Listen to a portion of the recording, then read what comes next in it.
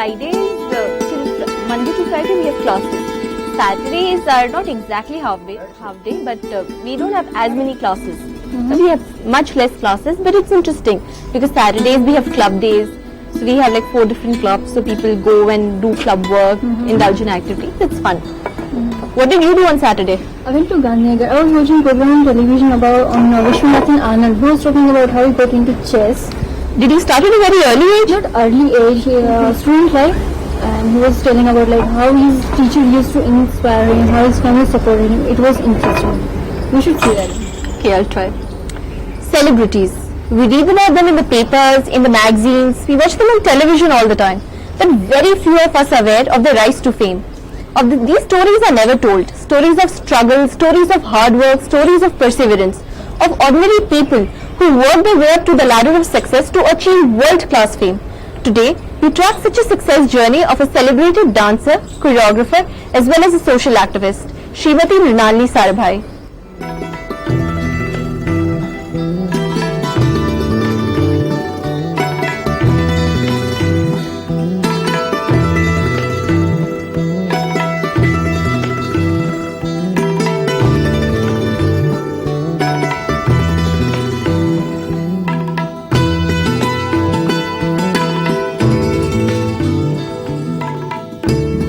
They say stars are born, not made, and Mrinalini Sarabhai stands tall to that claim. Born in 1919 in a distinguished family of Kerala, Mrinalini spent most of her childhood days in Chennai.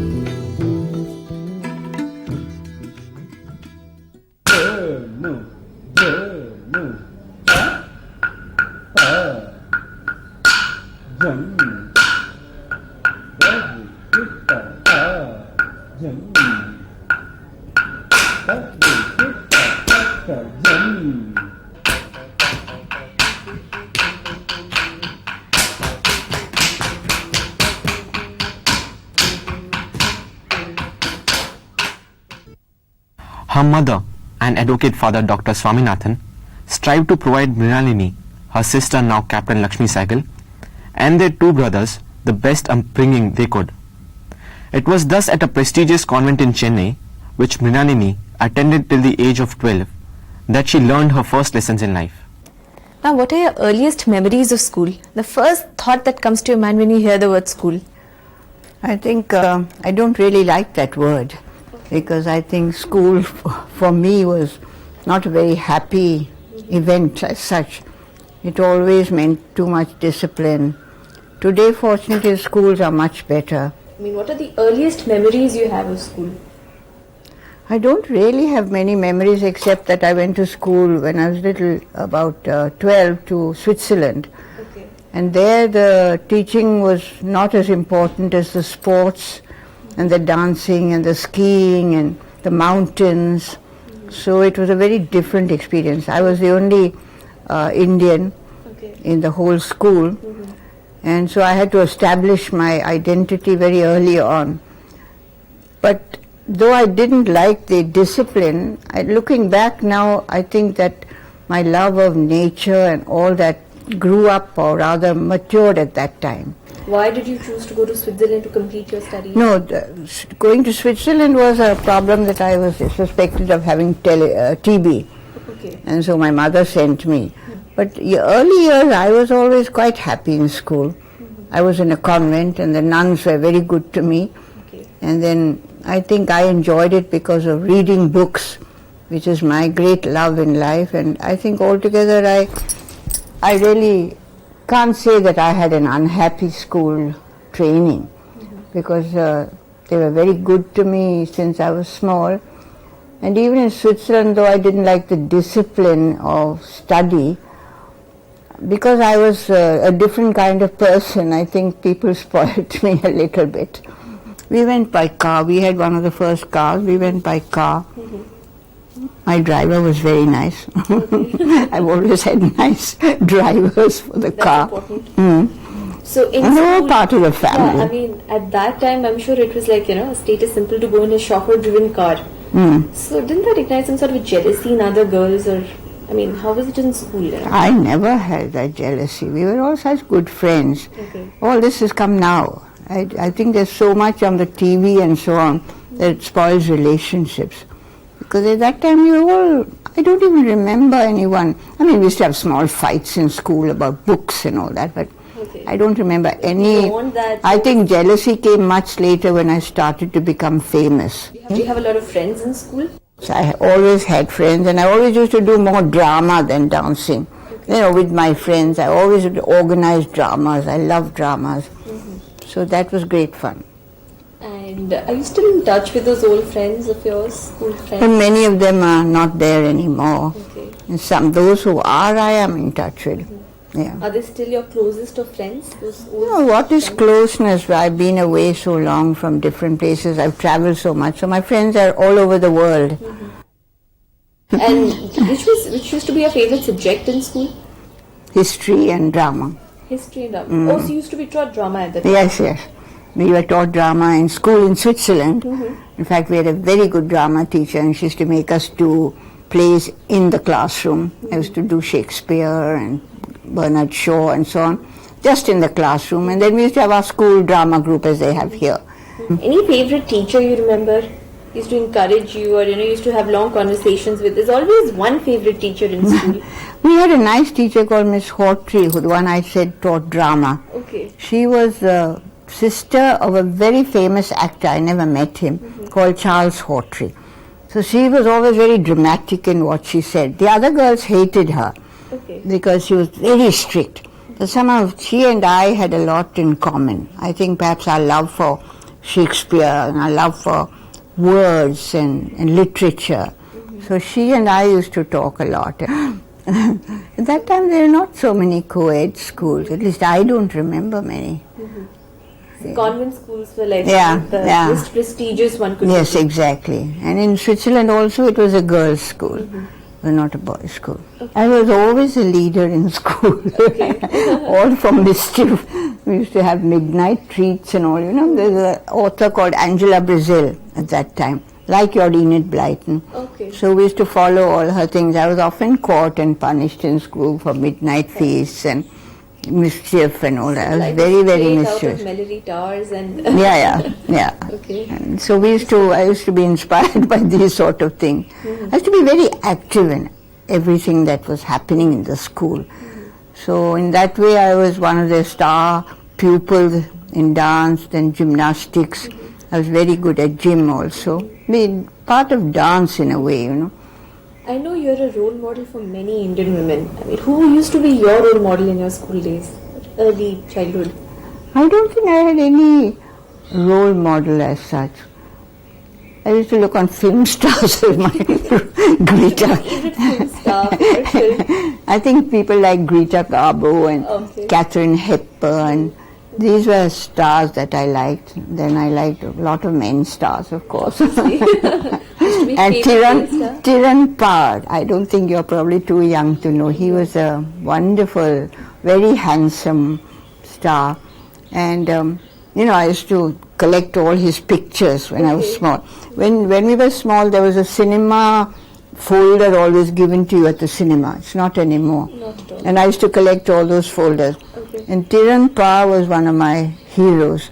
And funnily enough, when I went to England the first time, I was on a radio show, not television, but radio, and next to me was Tiran Par. I nearly fainted. He and I were the guests of the same program. But I used to love watching plays in England when I was there for the holidays. I loved everything to do with the stage. And I loved drama also. Though I felt like dancing, I loved dramatic performances. I used to go to any play that I could. Well, I loved all Shakespeare. And Laurence Olivier was my great hero. John Gielgud, these were all actors in London. Then I used to like mystery plays like Agatha Christie's. In fact, I used to like the polish in all Western plays. I love painting also. But painting not so much as drama. Painting I liked almost like a backdrop rather than the painting itself. And I remember there was great excitement when Devika Rani came with her husband to Birmingham, where I was staying for the holidays. And Devika Rani and Himanshu Rai, her husband, they had the first Indian film called Kismat. And we were so thrilled to see an Indian film for the first time. And she was a beautiful woman. If India instilled in her values of discipline and a sense of camaraderie, Europe opened her new vistas to give a sense of world identity. This romance with the world art saw her emerge as India's path-breaking choreographer within the classical dance form of Bharatanatyam. And when did dancing start about? When did it come about? Was it in your And parents' from my last birth. Okay. I really believe that, because I was not born in a dancing family at all, but I always knew I was a dancer. There was no lineage of dancers in her family? None at all. My mother didn't even know where teachers were, and except she knew Rukmini Devi of Kalakshetra. But she really didn't know where to send me or what to do with me. I think that's why she sent me to Switzerland. You know, it's not easy for a girl to be put into a school when she's just 12. It's not easy. Too young. It's too young. But at that time it was the fashion to send your children abroad. Okay. It's a British fashion. So they all thought my brothers went abroad, I went abroad, but my sister refused to go abroad, Lakshmi. She was quite determined not to go abroad. Is that, by then had you realized that your calling lay in dance? Oh yes. When did you realize that exactly? I think I was about 3 years old. Okay. When I said that I'm a dancer. It was as simple as that. So you used to participate in all this sort of No, shows not at all. There were no shows at that time. Okay. There was no dancing. We never saw any shows. We only did convent songs and things when I was small. But there were no shows as such. We never saw any shows. And there was never any opposition from parents, teachers, your friends who wanted to be either doctors or engineers? No. You see, the thing is, in India, they always think it's what is called a horrible word called hobby. Yes. So any hobby, there was never a hobby with me. But people didn't realize that, I think. They took me as an oddball. There was at one time when I was about 12, Okay. Which is just before you in London. Actually, it was in London when I just went, when I was very good at tennis. Okay. So I thought, should I be a tennis champion or a dancer? There was a little rivalry because we had tennis at home, and I used to play a lot of tennis when I was small.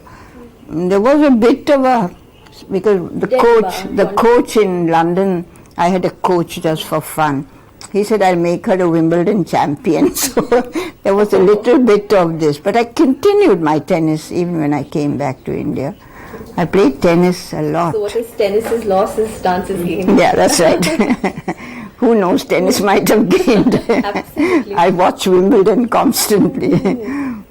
What used to be your favorite books at the time, Favorite authors? Well, I loved historical. Alexander Dumas, for instance. Okay. I loved his books very much.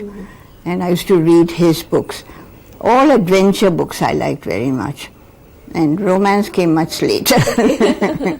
How was the whole experience of being in Switzerland, as you mentioned, you were the only Indian and you had to establish your identity. How difficult was that? Not very difficult, because I talked English very well, even better than most of the English girls there. So that also gave me a very good clout with everybody. They were surprised to see an Indian girl. And then I used to write for the magazine.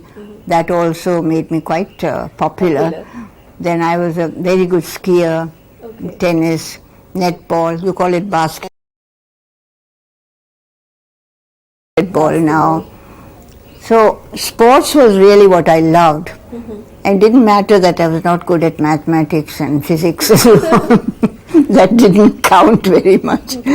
No, I was one of the ringleaders in the school for all the mischief. And while you were in Switzerland, were you dancing as well? Did you? Yes, I did Greek dancing and I did ballet. I never went away from dancing.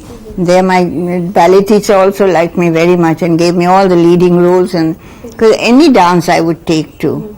So ballet I did and Greek. That was the only dancing there at that time. Okay, and in school, like in India, had you started learning Bharatanatyam? Had you started? No. Not at all. I had not heard of what it was exactly. Bharatanatyam. Okay, so it's only when you came back Yes, and interest started. and looking for teachers that I really understood Bharatanatyam.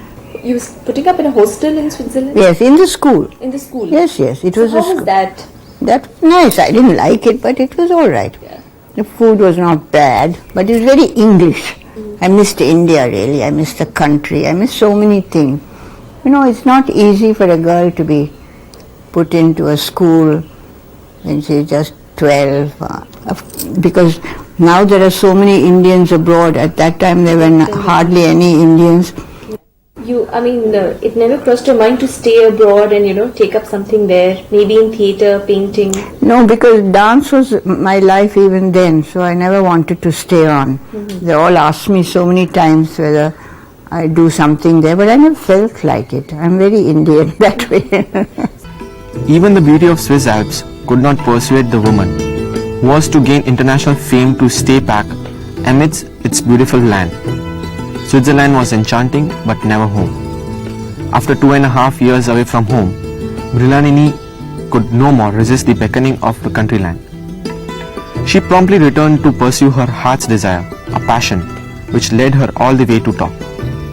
But while she danced her way to become one of India's most talented and celebrated dancers, her student days were far from over. From a shishya of dance to art to aesthetic, she became a student of life itself. I really believe that one is guided. I do believe that. I mean, it's not anything, a fantasy or something. Every time I have needed a teacher, the teacher has come. Every time. Or I have been guided to that teacher by some elusive, happening. Yeah. It was meant to be. Meant to be. And I think more and more I see in my life now, I just finished my autobiography, more and more I see the pattern of destiny in all our lives.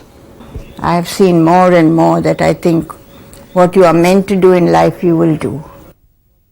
I came back and then I was busy with dancing in Kalakshetra. My teacher was in Kalakshetra. As a student of dance, what are your memories? There's no memory. Dance is still very much alive with me. There's no memory except dancing all over the world. It's been wonderful to take classical dance all around the world. And I was perhaps one of the first. Sort of an ambassador for Indian dance. And probably I was one of the first to do choreography in classical dance, Bharatanatyam and Kathakali, especially these are my two main.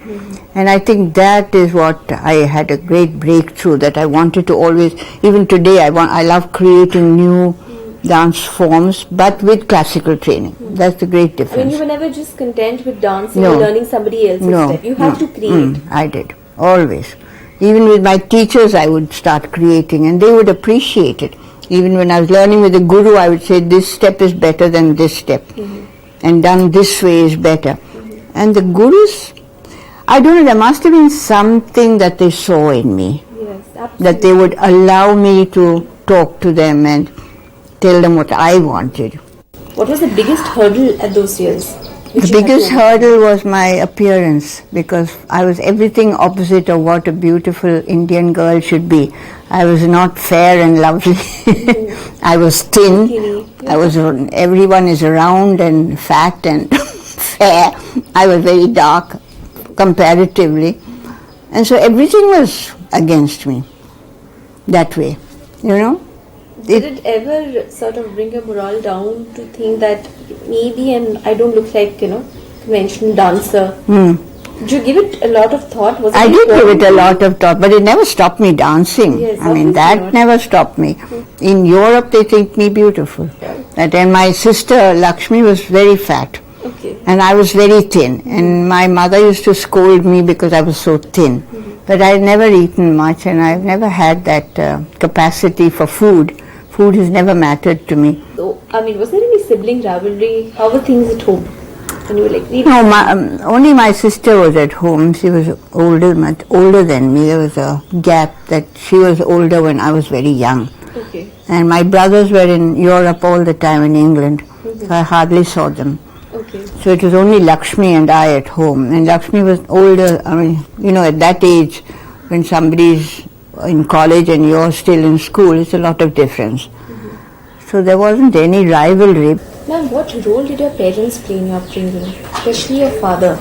Because I read somewhere you were very close to him. Yes, You but were actually his favorite child out of the four. yes, but my father died when I was very, very young. And he has always remained my friend. But he wasn't alive. He died when I was, I think, 9. My mother was more on the British kind of strictness, you know, so she was very much influenced, I think, by... Then later she became a congresswoman and dedicated to the country, but she also had an English governess to teach her English. My father had appointed her English governess, Irish she was actually, to teach her English and so on. So she was very much at that time under the influence of the British women in Madras. So she felt our children should go abroad and be very anglicized, so to speak. So we were really brought up in the British way of, you know, children should be seen and not heard. My mother got interested in the Congress movement and was influenced by Gandhiji. Yes. So then a lot of things changed in a way that we became far more Indian and khadi, and she started the first handicraft shop in Madras, in Chennai, and we had a lot of these very famous women come to stay with us from, from North India.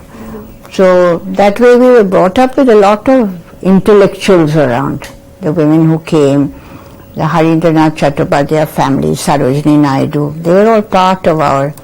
So we, from young days, I learned to mix with people. There was nothing very special if anybody important came. It was all part of our life. A legendary dancer and choreographer, Mrinalini Sarabhai, is the one responsible for putting India on the international map. But a lesser known side of her, although an important one, remains much in the shadow. That of Mrinalini Sarabhai, the social activist. And perhaps it shows in some of my compositions today, the downtrodden and the Harijan problem. I do all that in my dance, so I often think it's perhaps due to that childhood. School days, I mean, you've seen your children, now your grandchildren studying. How different is it? I mean, what do you think are the pitfalls of modern education, you know? Well, I think my children are educated very well, very freely. Vikram and I brought up our children to be very free. Mallika and Kartikeya always were open with us. Very different to my own education. But then the Sarabhais were very outstanding in their education. Madam Montessori came to India for the Sarabhais. And so they were very free. And Vikram and I also brought up our children very freely. They could argue with us, they could talk to us, they could say anything they wanted to us. We never judged them as grown up and child. You know, I could never say, now you don't know about something. In fact, Mallika has been my teacher on many occasions. Things that I didn't know, she has taught me. Because we were brought up very narrow-minded. You know, never talked about certain things, never whispered even. But our children have been very open. So it's been a very democratic setup. Yes. Sure. And a lot of things Vikram himself, used to tell me that do what you want to do. And I think he freed me a lot, that whole family also. When I saw how they behaved and how they did what they wanted to do, one was an artist, one was a singer, one was a politician. I think he really gave me the feeling of how to live.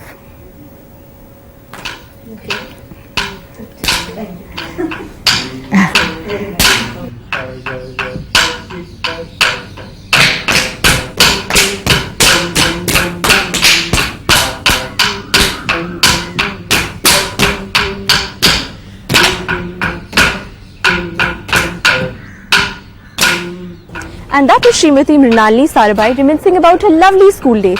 It was nice to know how she as a young girl chose to do what she thought she was born to do, which is dance.